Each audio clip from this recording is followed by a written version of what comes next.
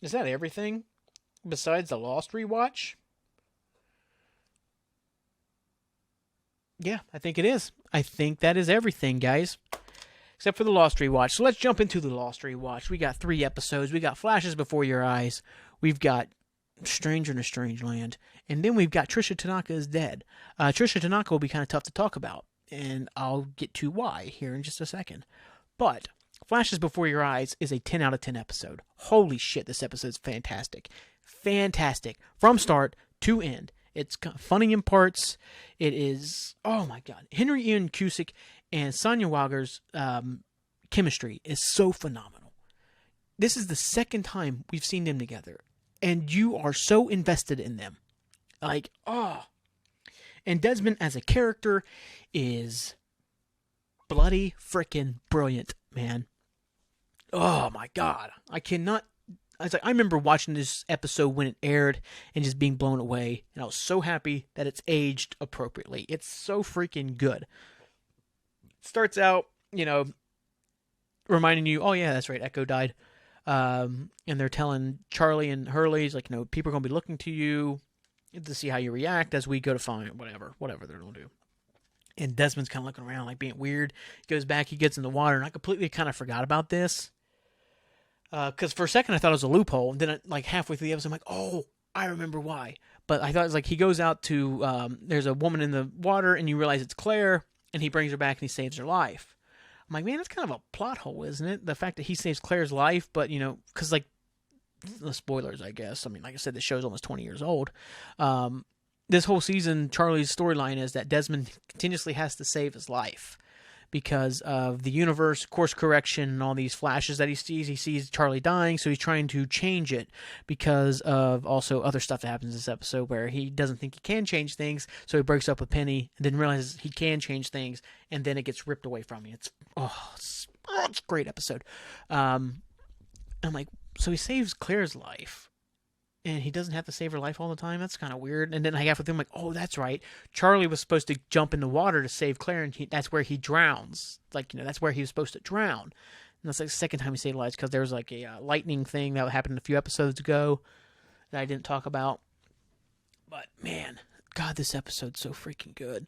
It's one of the long flashback episodes where, like, the flashback's basically the entire episode. There's not a lot of on-island stuff. You get the Macallan stuff. The whiskey gets introduced, the scotch, and you get Widmore, Charles Widmore, the prick. Oh my god. Who played Charles Widmore? He deserves a shout out on his own. He's so freaking good as a prick. So like the crux of this episode, Alan Dale, that's right. The crux of this episode is that Desmond has an interview with Penny's father, who's a very, very powerful man. And the whole reason he's having the interview is mostly just to ask that he's like, hey, I don't really care about the job. I just want to marry your daughter. And then he goes, and he's like, I'm pretty impressed. Then he goes over and he pulls out the Macallan, and he's like, oh, this is, he tells a story about the scotch or whatever. He's like, oh, this swallow is worth more than, is worth more than you would make in a month. And he takes a quick drink of it. It's like, to think I would waste it on the likes of you. Like, or if you're not good enough it's like, I would never, like, waste the likes of it on you. And he's like, if you're not worthy of my whiskey, what makes you think you could ever marry my daughter? And it's like, jeez, man, this is brutal. And that's like the crux. Desmond doesn't believe that he's a good person and doesn't believe he deserves Penny, and Penny doesn't give a shit. She just wants Desmond, and Desmond just can't accept it. He's like, why? Why do you want me? And she's like, I do. That's all that should matter. And Desmond doesn't see it that way, and he constantly fucks it up. And he ends up having to race around the world. He ends up pushing a button for 3 fucking years. God, I love Desmond and Penny so much. It's, I could definitely identify with Desmond. It's like not being good enough for good things to happen to you. There's got to be some reason. What is your issue that you would want this thing in front of you? And, oh, man, I love Flashes. Flashes is so good. This is A+ television. This is A freaking plus. Like, every time I rank episodes, I always leave out the finales. The finales are kind of their own animals, Like, Exodus is probably the best episode of all time. but I never rank it that way. Like, I always rank the regular episodes as, stuff. Like, the finales are just kind of their own animal. Flash is the constant, do no harm, all the best cowboys. Like, it's that. It's like the A+ tier. There's only like 4 or 5 episodes that are A+. And this is one of them. This is such a phenomenal episode. I watched it twice. Like, I immediately, I'm going to have to watch this again. So freaking good. Then you get the stuff at the end where Desmond, this is where you meet Eloise Hawking, who understands that Desmond is kind of displaced in time a little bit and is having a chance to maybe try to change things. She tells him how he can't. You had the guy with the red shoes getting crushed, and she was like, if he doesn't die here, he gets hit by a bus. If I tell him about the bus, he falls in the shower. And he's like, the internet, the universe has a way of course correcting. And she eventually gets into Desmond's head that he can't change things. So, they go to the pier, and he ends up breaking up with Penny. And he goes to the bar, and then he realizes he could change things. There's one minor issue with this episode, and it's just a fucking, how the world actually works issue. So Desmond takes his buddy who is a scientist and tells him about, he might be time traveling or whatever. And the guy's like, this is ridiculous. He's like, oh, well, I'll prove it to you tonight. Like, this song starts playing. He's like, oh, the football team they're watching they score 2 goals in the final 2 minutes to win this game. And this guy walks in and, hits the bartender with his cricket bat and blah, blah, blah, blah. And then the goal gets saved. So it's like, it's a different, it's like, oh, that's not what's supposed to happen. He's freaking out. And then in the show, it's the next day he goes to that bar, and what he said happened the night before actually starts happening that night. Soccer teams don't play back-to-back nights. They the football does not get played back-to-back nights. It would literally kill these guys to run to play back-to-back nights. I don't know. It just stupid. Why couldn't it be 4 days later, 3 days later? I don't know. It's one of the little things that's the only thing that bothers me in this whole episode. It's like they couldn't just couldn't give it 3 days before this game happened. No, but he realizes maybe he can change things, and he goes and that guy comes in with the cricket bat and he tells the bartender to duck, and the guy ends up hitting Desmond, and it knocks Desmond out of his time loop thing where he's back with Penny, and knocks him back to the island, and he realizes that he can't. Now he's stuck again without Penny. And he has that moment, he's just looking at picture, and he's like, give me another. It's basically just begging destiny, begging the universe to give him another chance. He'll go back and change it. He can't. It's so fucking wonderful. It's so wonderful. And it cuts back to him because he attacked Charlie because Charlie called him a coward. And he keeps screaming, you can't change it, you can't change it. And then eventually he tells Charlie what was going on. And it's like, I saved you from the lightning. You got electrocuted. I saved you from going in to save Claire because you drowned. It's like, no matter what I try and do, you're going to die, Charlie. And that's the end of the episode. 10 out of 10. It's 10 out of 10. I love this episode so freaking much. So much. So much. I cannot say so much enough about this episode. Now for the opposite. Stranger in a Strange Land. Oh my fucking God. I tried to watch it twice as well. I get so disconnected from it. It's so boring. It's so pointless. It's so useless and meaningless. I remember when they advertised this episode as 3 major answers are coming this week. Those answers are Cindy and the kids are alive, which we already knew. We don't really get much about what they're doing. It's just that they're with the others now.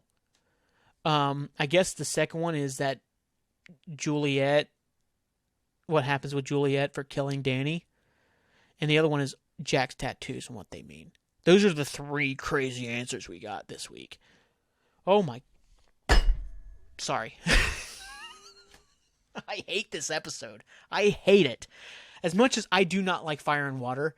Fire and Water at least could have been good, at least had some meaning and some purpose. This episode has no meaning or purpose. It is so transitionary. It is so bad. It's such awful dog shit. It is such a bad episode. I would give this 3 out of 10, and I'm being so kind to it. I am being so kind to this episode. It's so stupid. Like, they bring in the sheriff character, Isabel, who you never see again. And then it's explain away died at the end of the season. Oh, she died too. Then they mark Juliet. That's never brought up again. Like, even the decent stuff. Like Sawyer talking to Carl. Carl is bad in this episode, acting-wise. Like, there's a point where he's crying because, he had to leave his girlfriend behind because he's a teenager or whatever. And Sawyer comes up, slaps him, and he's like, oh, I thought you guys were supposed to be tough. And he pushes Sawyer and goes, I'm tough. It gives me a laugh, but it shouldn't. It's not supposed to be that type of funny moment. It's so bad. And it's just, God, I hate this episode so much. You could have condensed this. You could have put it in flashes. You could have put almost all of this in flashes. Like, Juliet tells them that, Sawyer was able to get Danny's gun or some shit and killed Danny. You could have explained that. You could have done that. And then, you could have had the whole beginning where they come in and say, we're moving you, Jack. And then they're on the boat and they're going back to the mainland or whatever. Like, you didn't have to do... Oh, my God. And then the flashbacks are so stupid. They're so stupid. They don't have anything that adds to Jack's character. It's... Oh, my God. I understand why this is the episode when the showrunners, Lindelof and Hughes, are like, we've got to figure out an end date for this show. We've got to figure out when we're ending this. Because, oh, my God, I hate this episode. It's so bad. It's so weird that Flashes happens right before this, which is, like I said, 10 out of 10, cannot praise it enough. I cannot shit on this episode enough. This is one of the worst episodes. Like, this is definitely the worst episode of Lost. This is without a doubt. All the other ones some people throw out there, they throw like Expose out there, which is about Nikki and Paolo. I don't know. That episode is in a vacuum is fun. It's kind of fun. It's not great. I mean, it's not like some great episode, and it's shit. Like, it's kind of like this, where it's transitionary and kind of pointless and meaningless, but at least it's fun. This is Jack. This isn't Nikki and Paolo. This is Jack, who, for my money, is the best character in Lost. Like, at the end of the show, Jack's the best character. He was always the best character. He has the best episodes. His flashbacks are always top-notch. And he has this stinker in the middle of it. Nikki and Paolo, they were never going to be anything. Like, ugh. Then, like I said, Fire and Water. Fire and Water at least had some meaning behind it. They just didn't capitalize. They ended up just kind of shuffling Claire and Aaron to the background. They shuffled Charlie to the background. I mean, they could have, like, think about how much better Fire and Water could have been if, say, Charlie, instead of having, like, this redemption arc where they kind of just, by the end of the season, are back together, goes into, like, a Harold Lauder from The Stand type of thing where it becomes, like, this crazy, like, he's like, oh, I'm going to be helpful, but I'm really going to fucking murder everybody because I'm so mad that this chick won't get with me. You know what I mean? It's like this crazy incel type of storyline. You could have done that. And that would have made Fire and Water a much better episode on a rewatch. Like, oh, this is like the birth of, like, Crazy Charlie or something like that. Or just if Aaron and Claire had more meaning to the show by the end. Fire and Water would still be kind of a shitty episode because it kind of does suck. But it would have a better standing within the show overall. Its biggest issue is it led to nothing. Like, it had, like, intentions, but then everything around it kind of just falls apart. Because, like I said, Aaron, like, the whole Aaron needs to be saved, and, like, Aaron and Claire kind of become very secondary. Charlie ends up becoming more of a comic relief background character after that moment. So it's just, Whereas this is just taking your best character, telling us something, wasting an hour of our time. Basically what it was. Like I said, I tried to watch it twice. I could not focus on it. It's so shit. And then they have the ending where she's like, oh, he walks among us, but he is not one of us. That's what his tattoos mean. That's what the freaking episode's about, is that stupid line.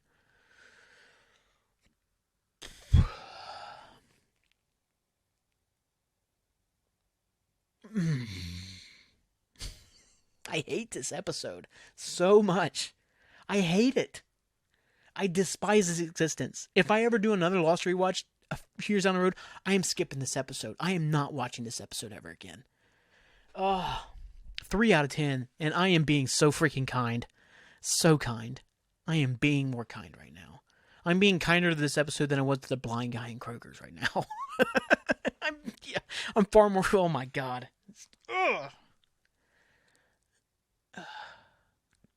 Okay. Tricia Tanaka is dead. The next episode is Tricia Tanaka's dead, which is about Hurley. The only downside, I think, of this episode, I give this episode like a 9 out of 10. It is fun filler and kind of fluffy. It is just, it's fun. It's a fun episode to see Jen, Charlie, Sawyer, and Hurley just hanging out, drinking beers. Sawyer teaching Jen like the 3 most important lines in a relationship in English. You know, I'm sorry, you were right, and those pants don't make you look fat. Like, it's just fun. It's just a fun episode. Everybody, like, you laugh at it. It has just enough meaning in it. The only downside, I think, is that it also adds a father issue for Hurley. Everybody in the show has daddy issues. Everybody. Like, freaking Ben has it. Jack, Kate, Sawyer has it. Locke does. Everybody's got daddy issues in this show. Son does. You know? Like, just to add another one to Hurley was kind of like, oh, can we have a little bit fresher thing? It ends up being really good. I think Cheech Marin is wonderful throughout this show, and it ends up being like the best one. Like, it ends up being a really good one that gets resolved pretty well, like how they reconcile the relationship down the road. But I think Trish Tanaka is a fun episode. It's kind of tough to talk about because, like, watching Stranger in a Strange Land just put me in such a fucking headspace that it was tough to focus in on it. I'm going to have to rewatch it again. But that whole ending of Charlie and Hurley going down the hill and, like, they're heading straight to the rocks, and this is, like, Charlie hoping, realizing that he's going to die. He's going to die. This is the last time we saw him was Desmond saying he's going to die, and him trying to live with that and, like, putting himself in harm's way. This shows, like, we make our own luck for Hurley and stuff. I think it's a really good episode. I'd give it a 9 out of 10. I really do, because it's just fun. It's a fun episode to go watch. You can watch it anytime. You don't need to, if you want to watch Flashes, you got to get in the headspace. You want to watch The Constant, you got to get in the headspace. You can throw Tricia Tanaka is Dead on at any point and just enjoy it. It's a fun episode to watch. Like I said, I might talk a little bit about it again next week because I'm going to have to rewatch it because, like I said, Stranger in a Strange Land just, oh my God, guys. I cannot stop shitting on that episode enough. Like, it is frustrating.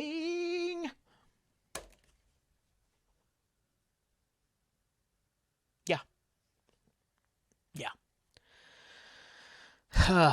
So what have I got next? Like I said, I'm going to rewatch Tricia Tanaka. I'm probably going to have 3 more episodes next week, which would be Enter 77. This is where I get a little bit lost in the episodes. Let's see. It's Enter 77.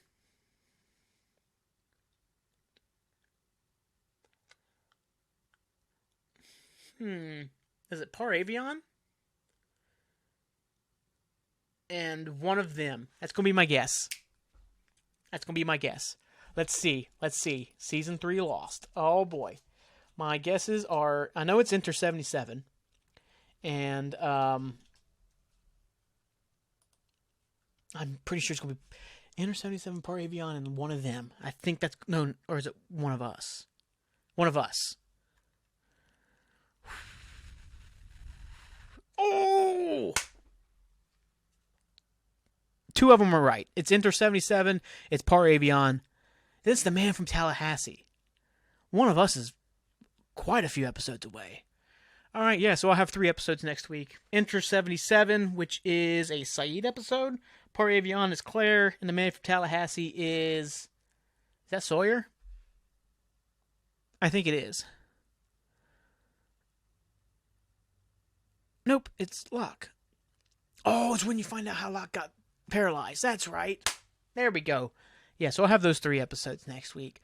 Ladies and gentlemen, I believe that is the episode for tonight. I hope you didn't mind that I went on a fucking 15-minute rant about a bad episode of Lost, but I hope you enjoyed the 10-minute absolute love fest I gave one episode. If you've liked what you've heard, spread the good word. I'm Monster 8 the Pilot. I'm Brandon. I'm having a lot of fun doing this. I hope you're having a lot of fun listening. Yeah, other than that, if you want to be on the show, let me know. If you want questions or answers and all that fun stuff, just let me know. I do have a Gmail for the show.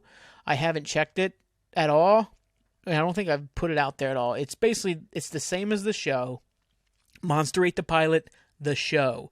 Every single word is separated by a period. There's no period after show. It's Monster 8 the Pilot, the show. Like I said, periods between each word. At gmail.com. If you want to send questions or you want to send whatever to me, go ahead. At the same time, most of the people who listen to this show have my cell phone number, so you can just send me a text. You don't have to send me a freaking email. I'm not super professional. There's nothing about this show that is professional.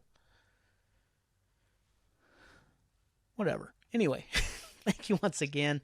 Like what you heard, spread a good word, all the fun stuff. Stay positive, get better, all the fun stuff. If you have suggestions, I think I've already said all this, but we'll say it again. You got suggestions for the show, segments, anything. If you want to combat what I've said, keep it to your fucking self. That's right. Here we go. I will be back next week with 3 more episodes of Lost. Other things in the life of Brandon. I'll probably have some fun updates. Hopefully I've got some music updates. And hopefully I've got another crew win or something. I think Liverpool played Man City this weekend, right? God damn it. I really wish we weren't. That's sad. I think Holland's hurt, maybe. He's probably not.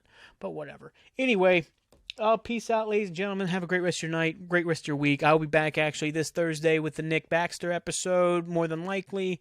Unless we have to reschedule, which I need to reach out to Nick to make sure. Make sure we're raising hell. Make sure we're praising Dale. Enjoy the rest of your week. Peace out. Girl Scout, what's it all about, Alfie?